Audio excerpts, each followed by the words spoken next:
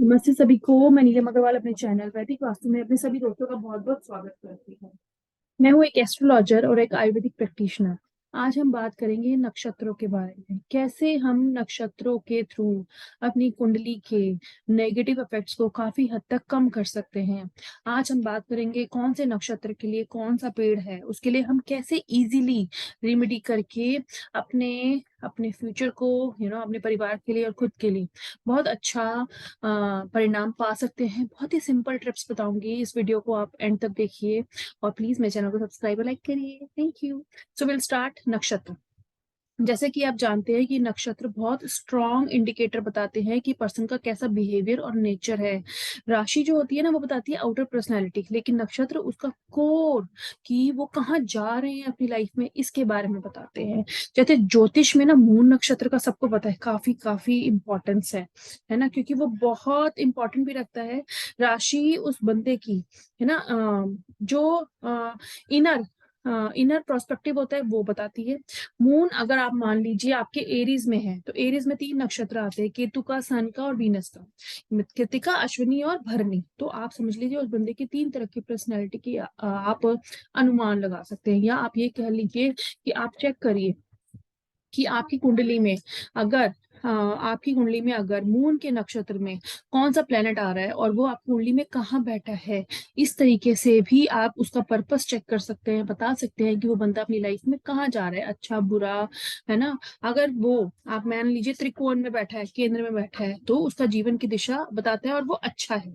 लेकिन अगर वो अपनी कुंडली में 6, 8, 12 में बैठा है, तो वो स्ट्रगल करेगा और उसको हमेशा लाइफ में ना हैवी टाइम ही वो पास करेगा।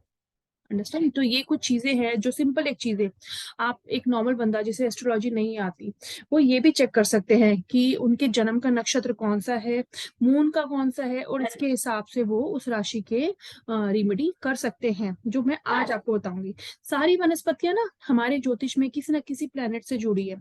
हमारे पास 27 नक्षत्र है, जिसके लिए आज मैं आपको बताऊंगी कौन से ट्रीज आप घर में लगा सकते हैं, या बाहर आप गार्डन में लगा सकते हैं, सोसाइटी के गार्डन में। अगर मंदिर में लगा है तो आप वहां जाके कैसे उनको जल दे सकते हैं, आज मैं बताऊंगी, और आपको कितने इजी तरीके से बहुत अच्छे उसके रिजल्ट भी मिलेंगे। देखिए, तो पहला नक्षत्र ये है, वो है अश्विनी, जिसका पौधा और पेड़ पॉइजन नट, और उसे कोहला भी कहते हैं। कच- कुचला कुचला सॉरी, उसको बोलते हैं कुचला और पॉइजन नट। इस पेड़ पे आप अगर इस अश्विनी नक्षत्र वाले दिन जल देंगे और इसके चारों तरफ 3 चक्कर काटेंगे, हाथ जोड़ेंगे, तो इसके आपको बहुत अच्छे रिजल्ट मिलेंगे। 3 से ज्यादा चक्कर नहीं काटने, और इस पौधे की आप सेवा कर सकते हो पानी देके, इसको टच नहीं करना। दूसरा है भरनी, इसका पौधा होता है आंवला। अगर इसको आप देखिए, इस आंवले के पौधे को आप लगा भी सकते हैं, घर में भी लगा सकते हैं, नियर बाय किसी गार्डन में लगा सकते हैं, है ना। और अगर आप किसी इंपॉर्टेंट काम के लिए जा रहे हैं, तो अगर आप इसके 1 या 2 पत्ते अपनी पॉकेट में रख के जाएंगे, तो आप देख सकते हैं कि इसके कितने अच्छे रिजल्ट आपको मिलेंगे। आप इसे खाते भी हैं, आप बाल में लगाते भी हैं, इसके जूसेस भी पीते हैं, तो ये हेल्थ के भी कितने अच्छे बेनिफिट्स हैं। इसी तरह है कृतिका, जो सूरज का या सन का नक्षत्र है, उसका पेड़ है क्लस्टर फिग गूलर, है ना। फिर आता है रोहिणी, जिसका पौधा है जामुन, जो इजीली सबको पता है, आराम से मिल जाता है मार्केट में। जामुन के पत्तों को भी 1 या 2 पत्ते ही लीजिए, है ना, और उसे अपने पॉकेट में रखो। जब आपको कुछ इंपॉर्टेंट काम हो, चाहे ऑफिस में, बिजनेस में कुछ आप खरीदने जा रहे हो, कुछ आपकी इंपॉर्टेंट डील हो, तो उसके पत्ते जेब में रख के जाओ और आप देखो कैसे आपका काम बनता है ना।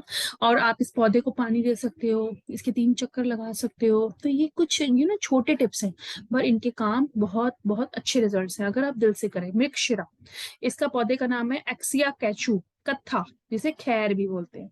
तो आप इसको अपने घर ना लाएं, ये एडवाइजेबल है कि इसके पौधे का ना पत्ते, है ना ही पौधा आप अपने घर लगाएं। जितने भी मैं आपको प्लांट्स बता रही हूँ, ये ज्यादातर बड़े पेड़ हैं, इन्हें घर से बाहर लगाया जाता है, अपने गार्डन में ना लगाएं।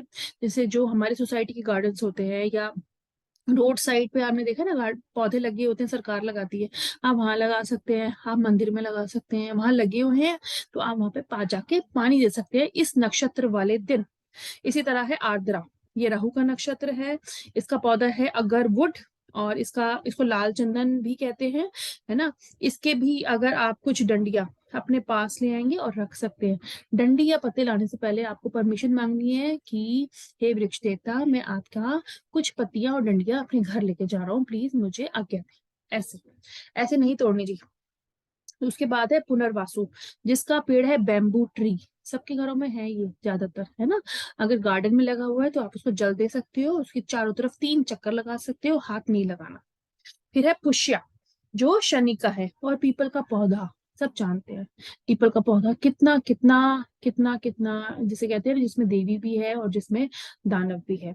सो अगर आप इसको जल देंगे अमावस के दिन, डेली देंगे, तो आपके पितृदोष खत्म होते हैं, है ना। अमावस पे देंगे तब भी पितरों के दोष खत्म होते हैं।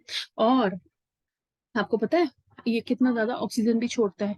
जिन्हें दमे की प्रॉब्लम रहती है, जो बच्चे ऑटिस्टिक है, हाइपर है, अगर वो इस पेड़ के नीचे रोज 10 मिनट बैठेंगे तो उनका ऑटिज्म में हाइपर एक्टिविटी कम हो जाती है।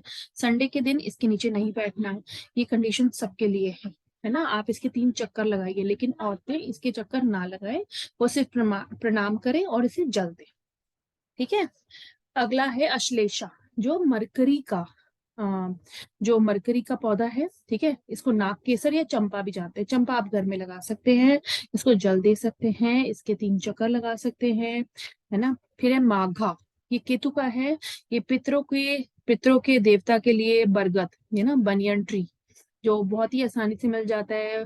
हमारे पार्कों में होता है, रोड साइड पे होता है, मंदिरों में भी मिल जाता है ना। आप इसे टच ना करें। जिन लोगों ने अपने गार्डन्स में बॉन्साई पौधे लगा रखे हैं, इसका मतलब ये है ज्योतिष में कि उन्होंने अपनी ग्रोथ को रोका हुआ है, या तो उनकी या उनकी आने वाली पीढ़ियों की ग्रोथ में कोई ना कोई प्रॉब्लम आएगी। तो ये वास्तु का एक बहुत बड़ा रोल है, और ज्योतिष में भी लिखा हुआ है जो अपने घर में बॉन्साई पौधे लगाते हैं उनके घर में ग्रोथ रुकती ही रुकती है, कैसे भी। आप ये चेक कर सकते हैं। फिर है पूर्वा फाल्गुनी, इसका पौधा है पलाश, है ना, इंग्लिश नाम है फ्लेम ऑफ द फॉरेस्ट। और अशोका ट्री, इसको भी आप लगा सकते हैं, जल दे सकते हैं, 3 चक्कर लगा सकते हैं। जब किसी काम में जाएं तो इसके 3 पत्ते तोड़ के अपनी जेब में रखें, और आप देखो फिर कितने अच्छे रिजल्ट मिलते हैं। फिर है उत्तरा फाल्गुनी, इसका पौधा है कनेर। इसके पिंक, व्हाइट, रेड कलर के फ्लावर आते हैं। इसको आप घर में लगा सकते हैं, इसे पार्क में भी लगा सकते हैं। इसे रोज लॉरल कहते हैं। इसके भी 2-3 पत्ते जब आप किसी इंपॉर्टेंट काम के लिए जाओ तो अपनी जेब में रखेंगे तो आपको काफी अच्छे रिजल्ट देखने को मिलेंगे। अगला नक्षत्र है हस्ता, जो मून का है। इसका पौधा है हॉक प्लम अम्बादे। फिर है चित्रा, और इसका इसका पौधा है बेल पत्र स्टोन एप्पल, जो हम शिव जी को चढ़ाते हैं। इसके पत्तों की बहुत महानता है, इसके पत्तों का रस पीने से भी आयुर्वेद में काफी बेनिफिट्स हैं। स्वाति नक्षत्र, जो कि राहु का है ना। इसका पौधा है अर्जुन का प्लांट, और है क्वींस और इसके पिंक कलर के पत्ते होते हैं। इसको सावनी फूल भी कहते हैं। फिर है विशाखा, जिसका नाम है वुड एप्पल, है ना। विशाखा नक्षत्र का पौधे का नाम है वुड एप्पल कैथा। ये थोड़ा इसका जो फल होता है वो खट्टा होता है, लोग खाते भी है इसे। फिर है अनुराधा, इसके पेड़ का नाम है मॉलश्री स्पेनिश चेरी। ये भी आपको बहुत आसानी से पहाड़ों पे मिल जाएगी, है ना। फिर है ज्येष्ठा, इसका पौधा है कपास रेड सिल्क कॉटन, है ना। इसका जो फूल आता है वो रेड फ्लावर की तरह होता है। और सैमल का कॉटन, है ना। सैमल सैमल का पौधा देखा है ना, सैमल की सब्जी भी खाते हैं। इस मौसम में बहुत ज्यादा आपको मिल जाएंगे सैमल के पेड़, उसमें जिसमें से कॉटन निकल रही होती है, दैट वन जिसमें लाल रंग का फूल आता है वो। फिर आता है मूला नक्षत्र, इसके पौधे का नाम है ब्लैक डेमर, धूप का पौधा सदाबहार, तो आपने सुना ही होगा, जो हम शुगर के लिए रिकमेंड करते हैं, जिसमें व्हाइट और पिंक कलर की पत्तियां फूल आते हैं, दैट इज सदाबहार, है ना। फिर है पूर्वाषाढ़ा, ये है रेटन केन बैथ बम्बू, है ना। तो इसको भी आप जल दे सकते हैं। इसके इसके जो फर्नीचर आता है थोड़ा महंगा आता है, अगर आप इसके फर्नीचर को अपने घर में रखेंगे, चाहे आप पेन स्टैंड के वे में ही रखें, तो ये बहुत अच्छे रिजल्ट देता है। उत्तराछाड़ा, इसका पौधा है जैक फ्रूट कटहल। कटहल के पौधों को जल दीजिए, उसके 3 चक्कर लगाइए, तो ये उत्तराछाड़ा नक्षत्र वाले लोगों को काफी अच्छे रिजल्ट देता है। फिर है शारवना, रबड़ का पौधा मिल्क वीड, है ना। फिर है धनिष्ठा, शमी सैटन, सबने सुना है इसका नाम, सब जानते हैं, है ना। इसको भी अगर आप जल देंगे, इसके चक्कर लगाएंगे इस नक्षत्र वाले दिन, तो ये बहुत अच्छे रिजल्ट देता है। और ये पौधे भी लगाइए आप। फिर है शतभिषा, इसका पौधा है कदम का प्लांट बर्ड फ्लावर। तो देखिए कितनी छोटी छोटी चीजें हैं जो हमारे नक्षत्रों के थ्रू हम ठीक कर सकते हैं। फिर है पूर्वा भाद्रपदा, जो जुपिटर का है, मैंगो ट्री है ना, इसकी लीफ भी उतनी ही इंपॉर्टेंट होती है। जैसे आप किसी काम में जाएं और इसके पत्तियों को अगर आप अपनी जेब में रखे जाएंगे तो आपको उस काम में उन्नति मिलेगी। इसका जो फल होता है मैंगो ट्री का, वो राउंड राउंड होती है मैंगोज उसकी, और वो खट्टी होती है काफी। उत्तरा भाद्रपदा, ये शनि का है, इसका पौधा है नीम। इसी तरह है रेवती, है ना, इसका पौधा है महुआ।